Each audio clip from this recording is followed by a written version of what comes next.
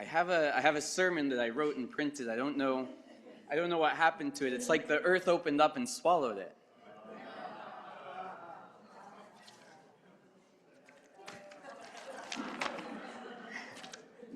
You know who was following along with the Torah reading? Shabbat Shalom. Let's. It's good to be here. Let's sing a little bit. Yada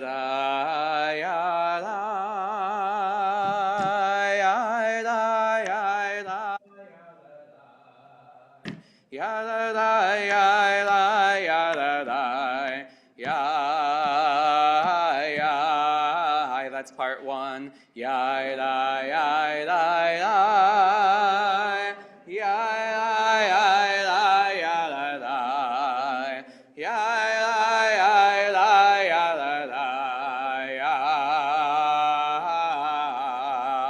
Again.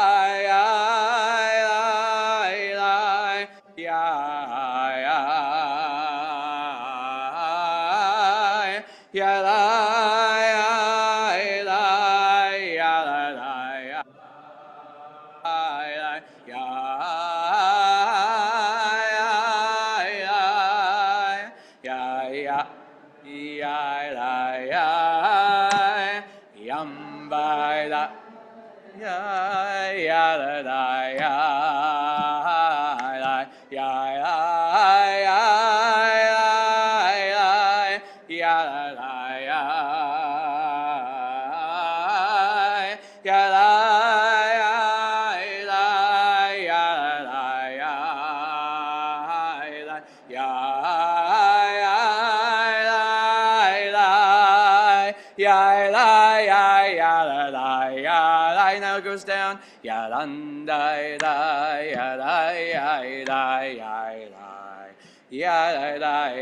Try that again.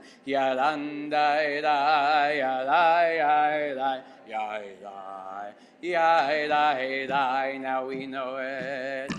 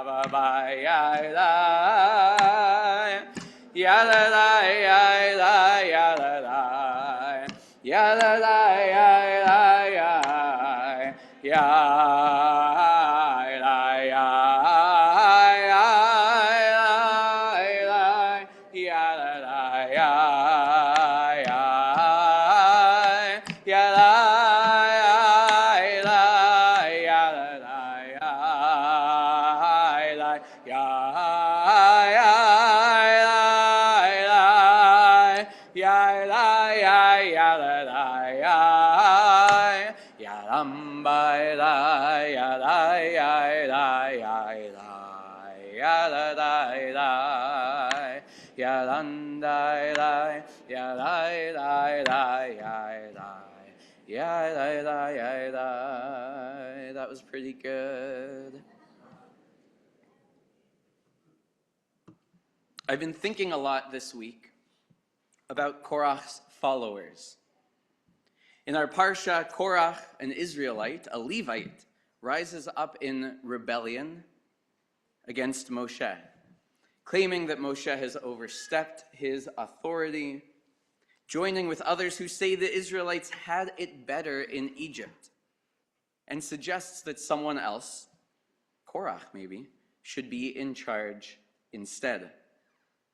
As we read this morning, there's sort of a spiritual showdown where Moshe and Korach each bring an offering to God, And Moshe tells the people, if these rebels die in some out of the ordinary sort of way, then you'll know that Yud He Vav He, then you'll know that our God caused it and that God is on my side, Moshe's side.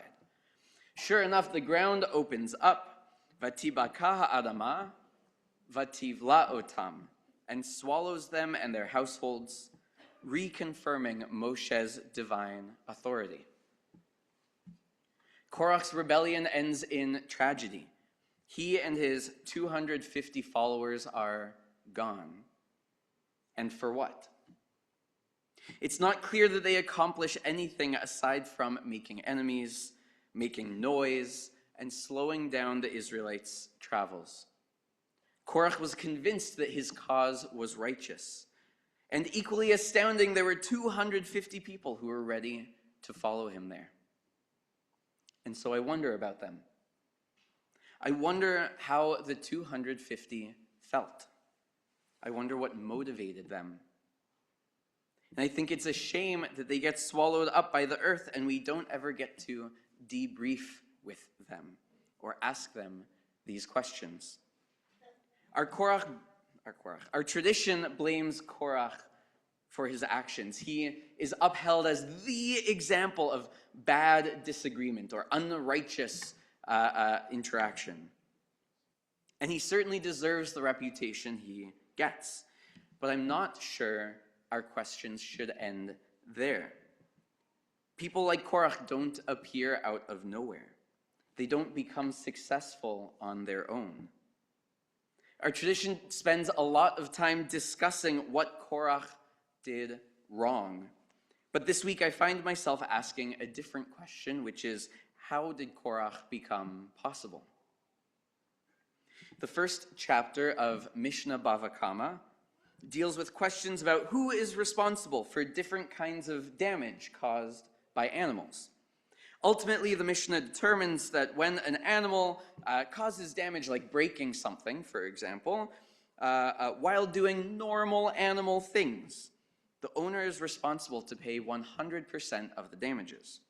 So for example, if an animal tramples something while walking, walking is a normal animal thing, or eats food that was left out, eating is a normal animal thing, and there's a loss or damage or harm caused by this, that animal is considered muad, meaning this was not some shocking, unforeseeable accident. It's the kind of thing we know animals do. And because we know it can happen, the owner carries responsibility for the harm or the loss or the damage that follows. Whereas, if an animal does something totally unexpected and breaks something or causes a loss, something outside of its ordinary behavior, the owner is responsible only for half of the damages. I'm learning this Mishnah now, like this week, last week, for the first time. So maybe the next chapter says, forget everything we said in the last chapter, but probably not. But this ruling is sort of the opposite of what I would have expected. I would have thought that if an animal breaks something while doing its normal, animal thing, the answer would be, well, stuff happens, animals are animals. So it's interesting to me that that's not what the rabbis decide. So much of rabbinic writing and ruling and Jewish law deals with what we should do in weird or unexpected situations. But this is the opposite. It serves as a stark instruction that animal owners are responsible for the kind of damage that they should have seen coming. This is the Mishnah's challenge to us.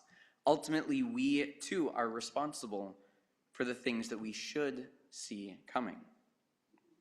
When the decisions we make, when the leaders we empower, when the values we normalize lead exactly where they were always going to lead, we are responsible for the outcomes and the consequences. Despite what the self-improvement books say, our tradition instructs us that it's not enough to live in the present. We must have an eye on the future, too. This Mishnah reminds us that sure, sometimes things happen that are unexpected, that we couldn't have possibly prepared for. And we'll be given some amount of grace for that. But Judaism asks us not only to react to the world after something has gone wrong, but to pay attention to the warning signs along the way. Movements built on anger and power will always center anger and power, and an ox will always be an ox. We can think of these oxen in our lives, in our world, in our own lives, perhaps at work, in our business dealings, everywhere we go. If we reflect and think about it ahead of time, we should be able to save ourselves from causing damage or ending up swallowed by the earth. So this week I find myself judging not only Korach, but the people who made him possible.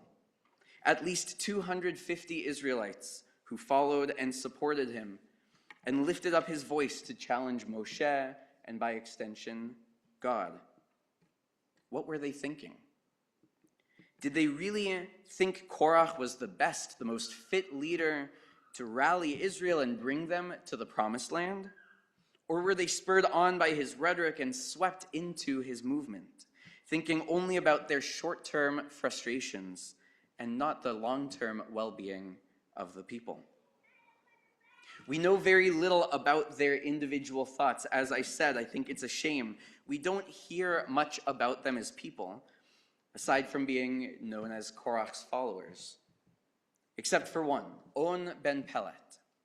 On ben Pelet is listed in the first verse of our Parsha as one of these leaders, Korach, and then it lists some others, including On ben Pelet.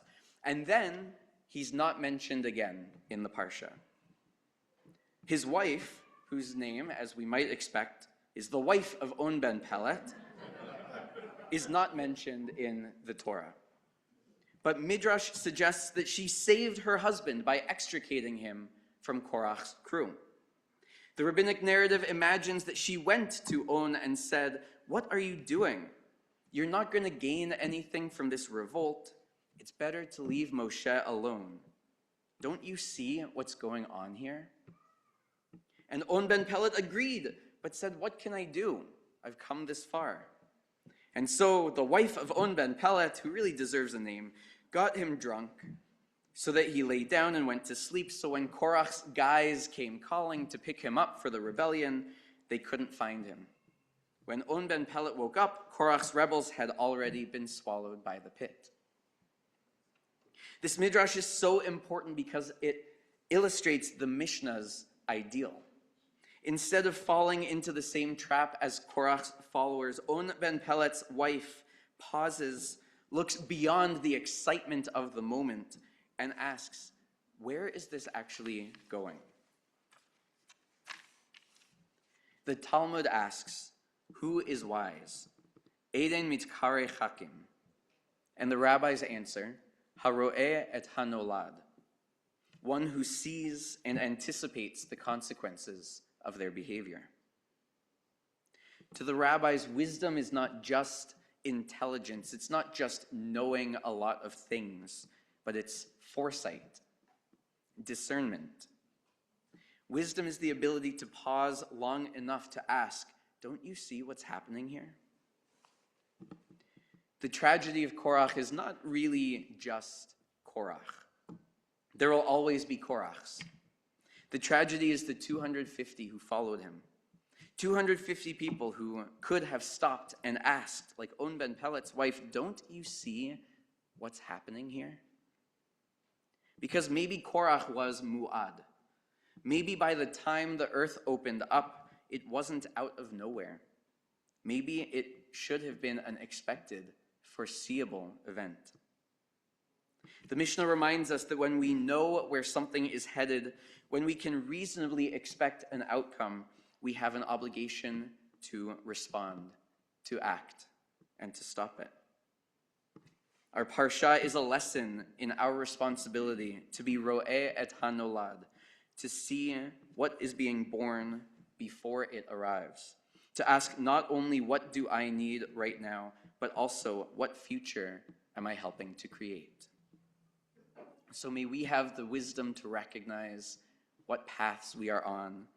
May we have the courage to change our minds when we realize we need to. And may we have the humility to ask where the road leads before we reach the end. Shabbat Shalom. Yadai, yadai, yadai, yadai, yadai,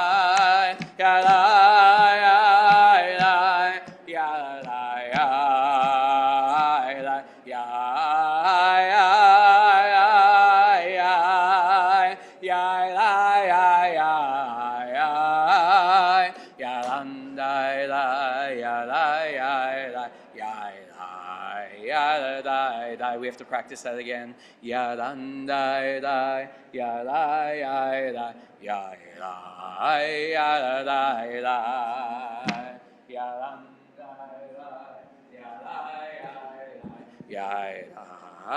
yadai yadai dai. We'll continue with Musaf on page 155, and then I will begin my Amidah out loud on 156b.